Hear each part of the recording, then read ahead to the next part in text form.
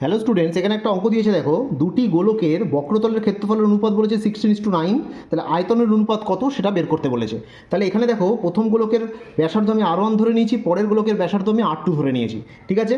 তাহলে এখানে দেখো কি বলেছে, 4πr1² = 4πr2² = 16:9। 4πr1² কি প্রথম গোলকের বক্রতলের ক্ষেত্রফল, আর 4πr2² কি দ্বিতীয় গোলকের বক্রতলের ক্ষেত্রফল, ঠিক আছে।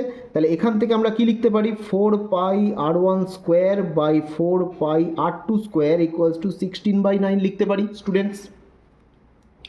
তাহলে এখানে দেখো 4π পুরো কেটে গেল, r1² / r2² হচ্ছে 16/9। ইমপ্লাইজ কি লিখতে পারি, r1/r2² = এখানে দেখো 4/3² লিখতে পারি। 4² মানে 16, 3² মানে 9, ঠিক আছে স্টুডেন্টস। তাহলে r1/r2 সমান হয়ে যাবে 4/3, ঠিক আছে। ব্যাসার্ধের অনুপাত পেয়ে গেলাম 4/3। বের করতে কি বলেছে, আয়তনের অনুপাত। এবার দেখো কি করব, r1/r2 হোল কিউব করে দেবো। তাহলে এখানে 4/3 হোল কিউব হয়ে যাবে। তাহলে কত হবে, r1 cube by r2 cube = কত হবে, 64/27। 4 কিউব করলে 64, 3 কিউব করলে 27 হয়, ঠিক আছে স্টুডেন্টস।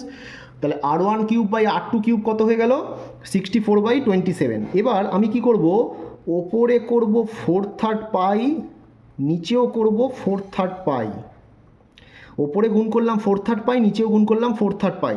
তাহলে এখানে দেখো 64/27ই কিন্তু থাকবে ভ্যালুটা, কারণ ওপরেও আমি যেটা গুণ করেছি, নিচেও কিন্তু সেটাই গুণ করেছি। অ্যাকচুয়ালি কেটে গেলে ভ্যালুটার কিন্তু কোনো পরিবর্তন হচ্ছে না।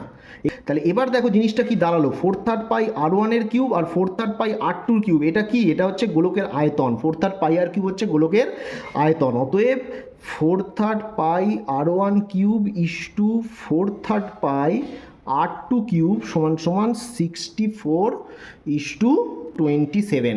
অর্থাৎ গোলক দুটির আয়তনের অনুপাত দাঁড়িয়ে গেল 64:27। তাহলে উত্তর কি হবে, অতএব আয়তনের অনুপাত